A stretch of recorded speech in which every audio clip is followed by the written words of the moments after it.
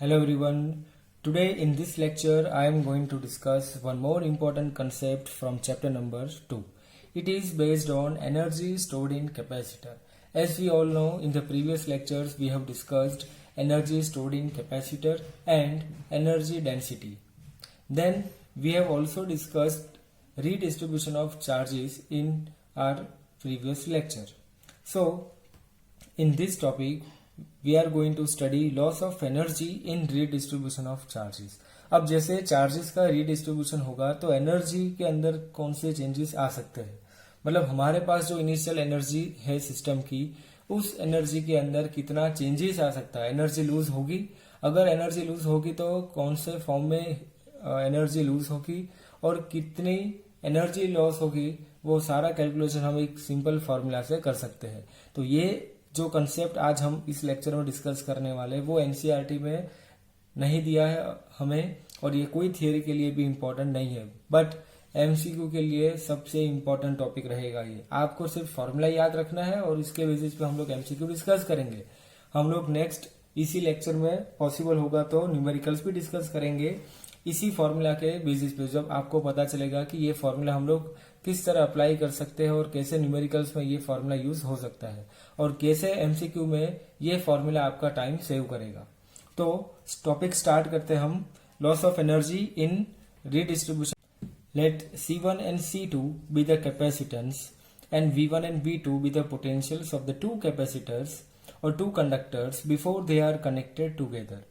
जब दोनों कैपेसिटर को हमने कनेक्ट नहीं किया, उससे पहले दोनों कैपेसिटर का कैपेसिटेंस था C1 एंड C2 और पोटेंशियल है V1 and V2. Potential energy before connection UI is equal to half C1V1 square plus half C2V2 square. मतलब हमने जब भी कनेक्शन नहीं दिया उस टाइम पे टोटल एनर्जी कितनी होगी सिस्टम की, half C1V1 square plus half C2V2 square. ये भी हमने फॉर्मूला जब एनर्जी स्टोर्ड इन कैपेसिटर का टॉपिक स्टार्ट किया था तब भी मैंने आपको एक इंपॉर्टेंट नोट में ये दोनों फॉर्मूला दिए थे कि आपको सीरीज या पैरेलल कॉम्बिनेशन होगा तो एनर्जी का टोटल और एनर्जी का फाइनल आंसर कैसे फाइंड आउट करना है. तो एनर्जी का डायरेक्ट एडिशन कर सकते हैं हम लोग, तो इसीलिए हमने यहाँ पे डायरेक्टली एनर्जी का एडिशन किया है, half C1V1 square plus half C2V2 square. इसको हमने इक्वेशन 1 दिया. Now after connection let V be their common potential. अब कॉमन पोटेंशियल जो हमने लास्ट लेक्चर में डिस्कस किया था, कॉमन पोटेंशियल का मतलब क्या हो जाएगा, उस पोटेंशियल तक दोनों कंडक्टर या फिर दोनों कैपेसिटर के बीच में चार्जेस ट्रांसफर हो सकते हैं. एक पोटेंशियल के बाद दोनों के बीच में कोई चार्ज ट्रांसफर नहीं होगा, तो इसी को हमने नाम दिया था कॉमन पोटेंशियल. कॉमन मतलब दोनों के बीच का सेम पोटेंशियल. अब सेम पोटेंशियल के ऊपर हमने कैलकुलेशन भी किया था. Common potential is equal to total charge upon total capacitance. तो total charge of the system, अगर फर्स्ट कैपेसिटर की बात करेंगे तो उसके लिए चार्ज Q1 लिया, तो सेकेंड कैपेसिटर के लिए चार्ज हो जाएगा Q2. फर्स्ट कैपेसिटर के लिए कैपेसिटेंस है C1 और सेकेंड कैपेसिटर के लिए कैपेसिटेंस है C2. तो common potential is equal to Q1 plus Q2 upon C1 plus C2. ये एक बेसिक फॉर्मूला हमारा. अब Q1 को हमने और डिराइव किया और सिंप्लीफाई किया तो Q is equal to CB. ये भी एक हमारे पास फॉर्मूला है, तो इसी फॉर्मूला को यहाँ पे यूज किया, तो C1V1 plus C2V2 upon C1 plus C2. इसको हमने इक्वेशन नंबर 2 दिया. अब ये कॉमन पोटेंशियल का फॉर्मूला हमने लास्ट लेक्चर में भी डिराइव किया था. Now potential energy after connection is, after connection potential energy कितनी हो जाएगी, तो UF is equal to half C1V square plus half C2V square. जैसे हमने दोनों कैपेसिटर को कनेक्शन में लाया तो दोनों के लिए पोटेंशियल कॉमन हो जाएगा, तो इसलिए हमने V1 और V2 यूज नहीं किया, कॉमन पोटेंशियल V लिखा और दोनों कैपेसिटर के कैपेसिटेंस C1 एंड C2. तो फाइनल फॉर्मूला होगा half C1 plus C2 into V square. अब V स्क्वायर मतलब ये हमारा कॉमन पोटेंशियल. इसका जो फॉर्मूला जो इक्वेशन नंबर 2 है इसको हम लोग यहाँ पे सब्स्टिट्यूट करेंगे, तो C1V1 plus C2V2 upon C1 plus C2 whole square. अब यहाँ से C1 plus C2 whole square और यहाँ पे न्यूमरेटर पे है C1 प्लस C2, तो एक टर्म कैंसिल हो जाएगा, तो फाइनल टर्म बचेगा half C1V1 plus C2V2 whole square upon C1 plus C2. इसको और फर्दर हम लोग सिंप्लीफाई करेंगे तो हमें फाइनल लॉस इन एनर्जी मिल सकता है. अब हमारे पास इनिशियल एनर्जी भी है. इनिशियली जब दोनों कैपेसिटर कनेक्शन में नहीं है तब हमारे पास एक एनर्जी का फॉर्मूला है. जब हमने दोनों कैपेसिटर को कनेक्शन में लाया तब कॉमन पोटेंशियल मिला और कॉमन पोटेंशियल के अकॉर्डिंग हमें फाइनल एनर्जी मिली। तो अभी हमें फाइंड आउट करना है एनर्जी लॉस कितना होगा चार्जेस को रीडिस्ट्रीब्यूशन करने के लिए। तो एनर्जी लॉस का जो फॉर्मूला होगा वो initial energy minus final energy, because finally जब हमने कनेक्शन दिया तब चार्जेस का रीडिस्ट्रीब्यूशन हुआ, तो इसीलिए फाइनल एनर्जी बाद में रहेगी। तो ui माइनस यूएफ, ui मतलब इनिशियल एनर्जी कितनी थी, half C1V1 square plus half C2V2 square, minus UF जो अभी हमने कैलकुलेट किया, half into bracket C1V1 plus C2V2 whole square upon C1 plus C2। अब इसी फॉर्मूला को, इसी डेरिवेशन को हमें सिंप्लीफाई करना है और सिंप्लीफाई करते हुए हमें फाइनल आंसर मिलेगा। तो मैंने सारे स्टेप्स लिखे कैसे इसको सिंप्लीफाई किया, आप सिर्फ ये स्टेप्स आप देख लीजिए कैसे हमें ये इक्वेशन पूरा सिंप्लीफाई करना है। तो हाफ कॉमन निकाला हमने, यहाँ पे ब्रैकेट में बचेगा C1V1 square plus C2V2 square minus into bracket, अब इसको a plus B whole square formula से हमने और सिंप्लीफाई किया, तो ये बनेगा C1 square V1 square plus C2 square V2 square plus 2C1 C2 V1 V2 upon C1 plus C2 half into, अब यहां से हमने क्या किया, इस वाले पूरे टर्म के लिए एलसीएम ले लिया, तो ये एलसीएम का टर्म जो बाहर बचेगा C1 प्लस C2 इनको हमने ब्रैकेट से बाहर निकाला, तो 1/2 C1 plus C2 into bracket, अब एलसीएम लिया तो ये फर्स्ट वाला term C1V1 square into C1 plus C2 होगा plus C2V2 square into C1 plus C2 और बाकी का term as it is into bracket C1 square V1 square plus C2 square V2 square plus 2C1 C2 V1 V2। अब हमने curly bracket को open किया, जैसे curly bracket को हमने ओपन किया तो माइनस की साइन अंदर पूरा ये चेंजेस होगा, ये प्लस वाली साइन माइनस हो जाएगी, ये भी प्लस वाली साइन माइनस। तो फर्स्ट ये term half C1 plus C2 into bracket, अभी यहाँ पे हमने ब्रैकेट को मल्टीप्लाई किया, मतलब ब्रैकेट को हमने सिंप्लीफाई किया, तो ये फाइनल टर्म बचेगा C1 square V1 square plus C1 C2 V1 square plus C1 C2 V2 square plus C2 square V2 square, और यहाँ से ब्रैकेट ओपन किया तो ये बचेगा minus C1 square V1 square minus C2 square V2 square minus 2C1 C2 V1 V2, तो यहाँ से ये चार टर्म कैंसिल हो जाएंगे। तो फाइनल टर्म जो बचेगा C1 C2 इसको कॉमन निकाला हमने यहाँ से, तो ब्रैकेट में बचेगा V1 square plus V2 square minus 2C1 C2 V1 into V2। अब इस वाले दोनों टर्म से हमने C1 C2 को कॉमन निकाला, तो इंटू ब्रैकेट क्या बचेगा V1 square plus V2 square minus 2V1 V2 और ये वाला टर्म हो जाएगा हमारा a minus B whole square, मतलब V1 minus V2 whole square into C1 C2 upon C1 plus C2 into half. ये हमारा फाइनल फॉर्मूला बनेगा एनर्जी लॉस के लिए। तो आपको जब भी एनर्जी लॉस पूछा जाएगा तो आप डायरेक्टली ये फॉर्मूला यूज करने के बाद फाइनल आंसर मिल सकता है आपको। मतलब आपको क्वेश्चन में ऐसा दिया गया होगा कि आपके पास एक कैपेसिटर या फिर एक कंडक्टर गिवन है और उसको एक बैटरी के साथ हमने कनेक्ट किया। इनिशियली कैपेसिटर कंप्लीटली चार्ज हो जाएगा। अब हमें बैटरी का कनेक्शन रिमूव करना है और उस बैटरी के प्लेस पे हमने सेकेंड अनचार्ज कैपेसिटर वहां पे रखना है, तो हमें सिस्टम की फाइनल एनर्जी क्या मिलेगी वो भी पूछा जाएगा और उस पूरी प्रोसीजर में कितनी एनर्जी लॉस हुई वो भी पूछा जाएगा। तो इनिशियल एनर्जी आपको पता होगी, जब हमने इनिशियली एक कैपेसिटर को बैटरी के साथ कनेक्ट किया तो इनिशियल एनर्जी हमें डायरेक्टली मिलेगी हाफ CV स्क्वायर, बिकॉज आपको कैपेसिटर का कैपेसिटेंस गिवन होगा और बैटरी का पोटेंशियल, तो हाफ CV स्क्वायर से हमें इनिशियल पोटेंशियल एनर्जी मिल जाएगी। सेकेंड, जब हमने बैटरी को रिमूव किया और सेकेंड अनचार्ज कैपेसिटर को हमने वहां पे रखा, तब हमें पता चलेगा कि दोनों के बीच में चार्ज ट्रांसफर होगा और ये भी हमें पता है चार्ज कब तक ट्रांसफर होगा। तो जब तक ये दोनों कैपेसिटर कॉमन पोटेंशियल पे नहीं आ जाएंगे तब तक दोनों के बीच में पोटेंशियल मतलब चार्जेस का ट्रांसफर चलता रहेगा। तो एक फाइनल पोटेंशियल तक हमें ये चीज देखनी होगी, ऑब्जर्व करेंगे। उसके बाद हम लोग सिस्टम की फाइनल एनर्जी कैलकुलेट करेंगे। फाइनल एनर्जी भी आप कैलकुलेट कर सकते हैं, जैसे ये डायरेक्ट फॉर्मूला यूज करने के बाद half C1V1 plus C2V2 whole square upon C1 plus C2, या फिर ये फॉर्मूला आप यूज करके फाइनल एनर्जी कैलकुलेट कर सकते हैं, या फिर आपको पता होगा चार्ज कैसे डिवाइड होगा तो चार्जेस के अकॉर्डिंग भी आप फाइनल एनर्जी कैलकुलेट कर सकते हैं। और थर्ड स्टेप आपका रहेगा इनिशियल माइनस फाइनल, तो आपको मिलेगा ये एनर्जी लॉस। तो अगर आपको ये चीज एमसीक्यू में पूछी जाए और एनर्जी लॉस पूछा जाएगा तो एनर्जी लॉस आप सिर्फ एक ही स्टेप के अंदर कैलकुलेट कर सकते हो, ये फॉर्मूला डायरेक्टली। तो इस फॉर्मूला की एप्लीकेशन हम इसी लेक्चर में देखेंगे फर्दर न्यूमेरिकल सॉल्व करने के लिए।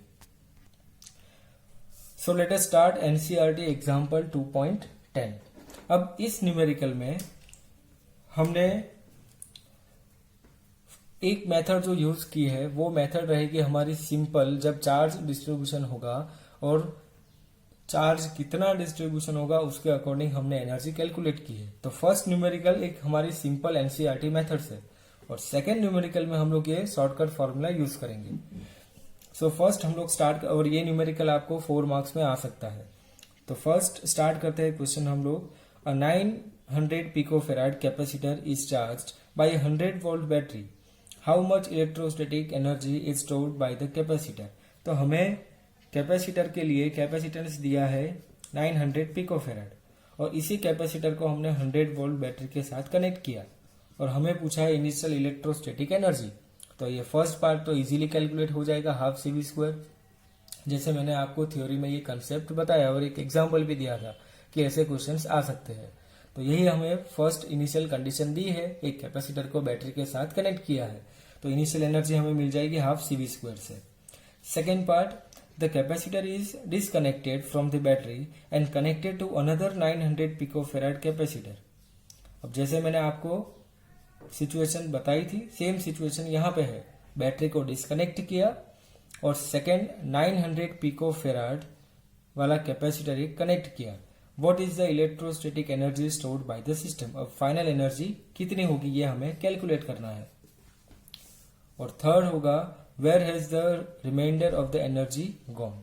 और जो फाइनल जो एनर्जी हमारी लॉस होगी वो कहाँ पे जाएगी और किस फॉर्म में लूज होगी या फिर कितनी हो सकती है। तो ये सारी चीज हम लोग कैलकुलेट कर सकते हैं।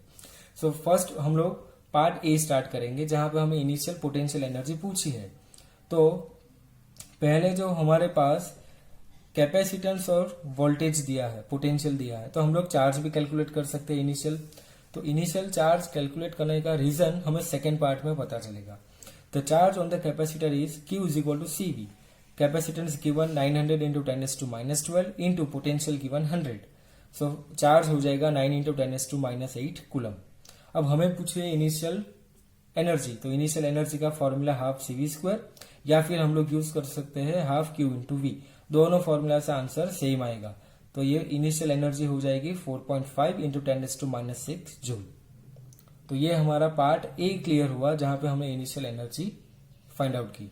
अब इसी चीज को डायग्राम के साथ भी हम लोग एक्सप्लेन कर सकते हैं। तो इनिशियल कंडीशन हमें कुछ इस तरह गिवन है। 900 पिकोफेराड का एक कैपेसिटर जिसको बैटरी के साथ हमने कनेक्ट किया, जिस बैटरी का पोटेंशियल है 100 वोल्ट। सेकेंड सिचुएशन में बैटरी को रिमूव किया और सेकेंड कैपेसिटर को हमने कनेक्ट किया। अब जो सेकेंड कैपेसिटर कनेक्ट किया उसका कैपेसिटेंस हमारे इनिशियल कैपेसिटर के जितना ही है 900। तो इसका मतलब चार्ज इक्वली डिवाइड हो गए। अगर चार्ज इक्वली डिवाइड होंगे तो हमने इनिशियली इस डायग्राम में चार्ज दिखा है फर्स्ट प्लेट के ऊपर पॉजिटिव Q और सेकेंड प्लेट के ऊपर नेगेटिव Q। और सेकेंड जब सिचुएशन हमने बनाई, जब हमने बैटरी को डिस्कनेक्ट किया, तब ये चार्जेस हो जाएंगे Q/2 चार्ज इक्वली डिवाइड हो जाएंगे। अगर चार्ज इक्वली डिवाइड होंगे तो एनर्जी भी डिवाइड हो जाएगी। अब एनर्जी कितनी डिवाइड होगी, एग्जैक्टली हाफ हो जाएगी या नहीं होगी, ये हम लोग नेक्स्ट कैलकुलेशन में देखेंगे। Part B, in the steady situation the two capacitors have their positive plates at the same potential and their negative plates at the same potential. जैसे हमने कॉमन पोटेंशियल का कंसेप्ट स्टडी किया था। Let the common potential be V dash.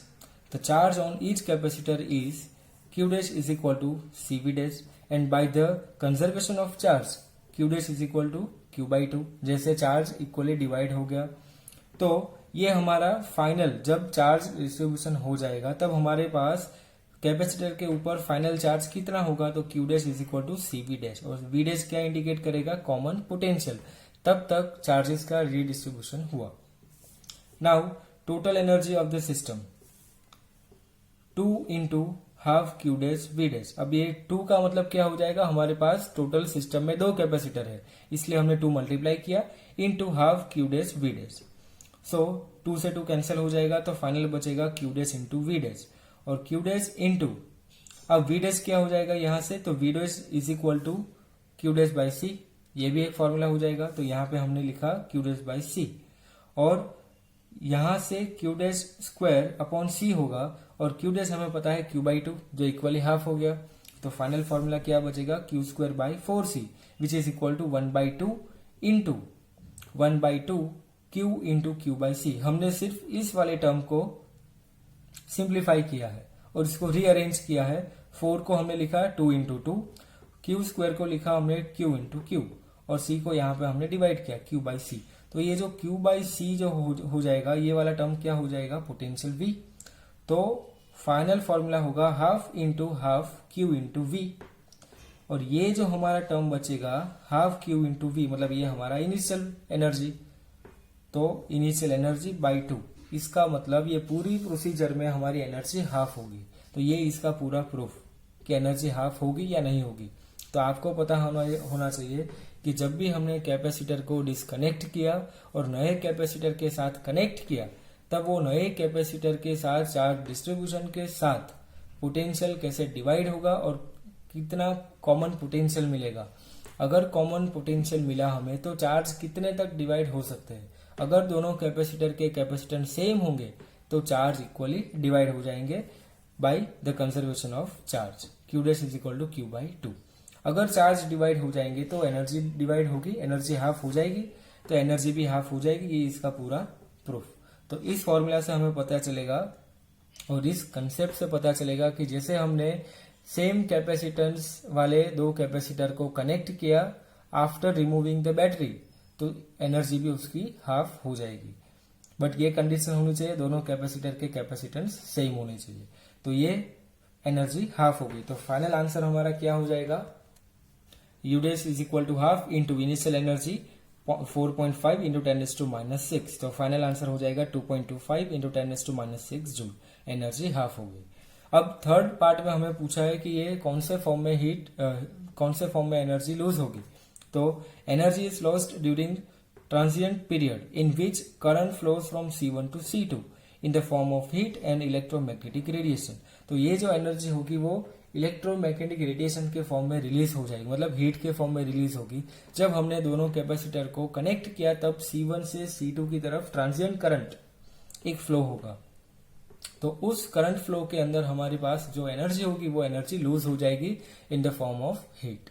तो ये third part का answer.